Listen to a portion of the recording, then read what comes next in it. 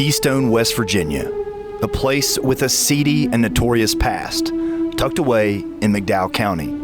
This town isn't just another dot on the map. It has an infamous reputation that spans the oceans. And I'm about to tell you that story.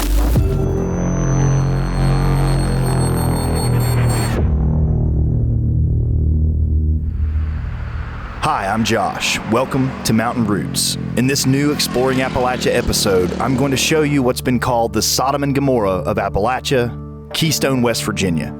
I've done several episodes now in the coalfields of McDowell County, but this one is different, and you're about to see why. Back in its heyday, the early 20th century, a small section of town known as Cinder Bottom was a little slice of sin that had a reputation reaching far beyond the coal mines. We're talking regionally, nationally, even internationally infamous. A red light district so notorious, teeming with brothels, saloons, and all the wildness you can imagine, that the railroads would arrange special routes just for the coal miners' vacation getaways. Think about that. Train routes customized to whisk miners straight into the bowels of debauchery. Men would come to town, lose their money, and sometimes even their lives. Dead bodies showing up on the streets was a weekly event. And get this, soldiers stationed in France during World War I swapped stories about their adventures in Cinder Bottom, like it was some twisted badge of honor. It even gets a chilling cameo in the film Matewan, for good reason.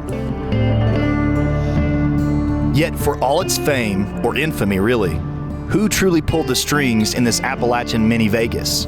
The whole thing ran on a system of illegal businesses, and while it's tempting to imagine some cigar-chomping, mustache-twirling villain running the show, the truth is murkier.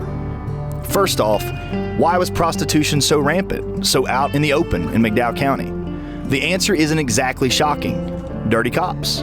A former state attorney general, Howard Lee, lays it all out in his book, Bloodletting in Appalachia. He recounts a 1909 visit to Keystone where he watched the chief of police beat a madam. Her crime? Not coughing up his bribe on time. This wasn't a secret.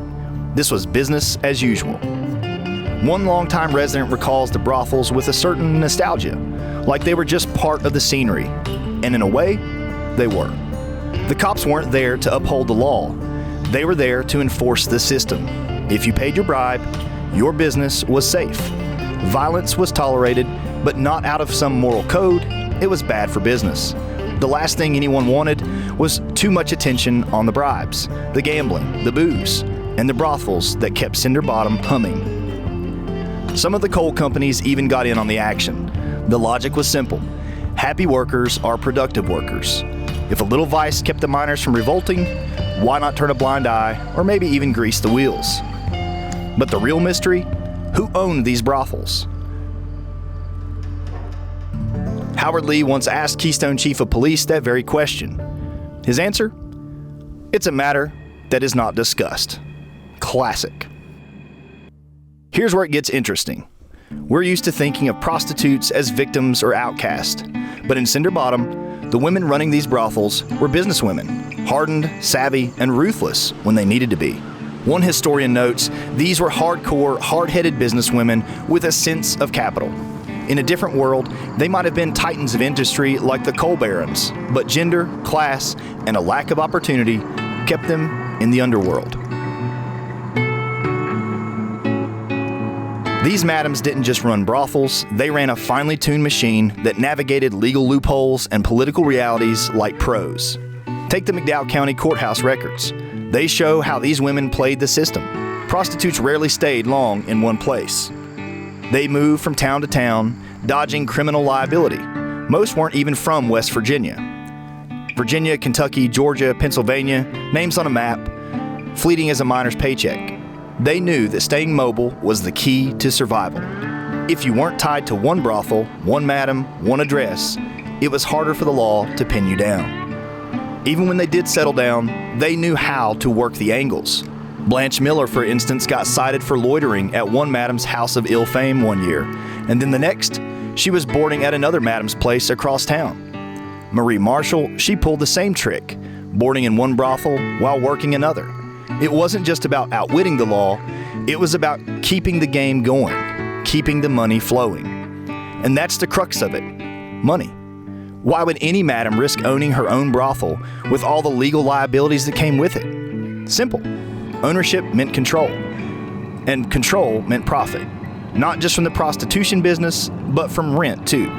These women weren't just managing a business, they were building empires, albeit small, shadowy ones in the smoky heart of Appalachia. Cinder Bottom wasn't just a place, it was an idea.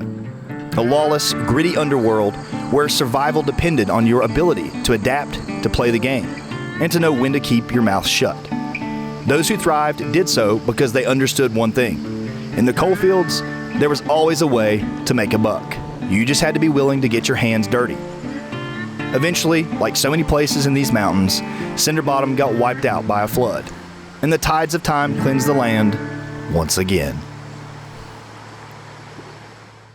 As if Keystone didn't already have a big reputation for such a small town, it did not escape the 20th century before being rocked by a different type of scandal.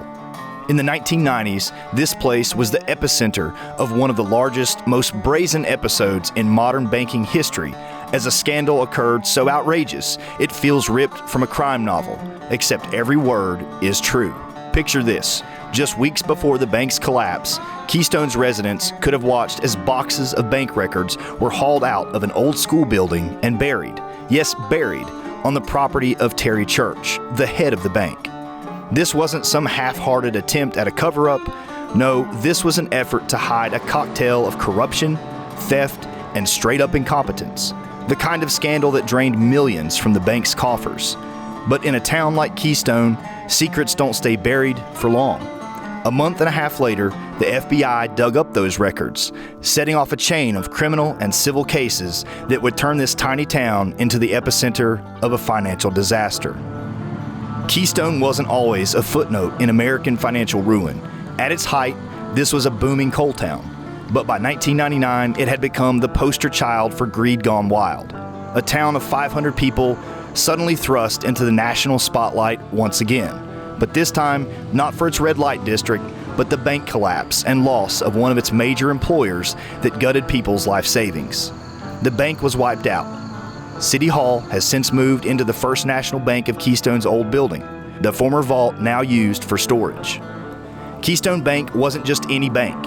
It was once considered one of the top performing institutions in the country. But beneath that shiny exterior, a $500 million hole between reported assets and actual funds. The FDIC estimated that this mess would cost taxpayers between $750 and $850 million, landing it among the top 10 most expensive bank failures in U.S. history. Not exactly the legacy Keystone was hoping for. A guy named Knox McConnell masterminded this fraudulent scheme that promised high returns, pulling people from all over to deposit their money. People trusted him, but in the end, it all collapsed. The bank crumbled, lives were ruined, and McConnell never paid the price, dying before the scheme was fully exposed. Today, Keystone's a shadow of what it once was. The population has plummeted, many buildings are in disrepair, and the town is struggling with basic needs like a reliable water supply. It's pretty bleak. There's been some effort to clean things up. The locals are torn. Some feel it's a step in the right direction, while others lament the loss of the town's history, however dark it may have been. This is Keystone, a town where fortunes were made, lives were lost, and history was written in scandal and sin. The echoes of its past can still be heard. Its phantoms walk its streets.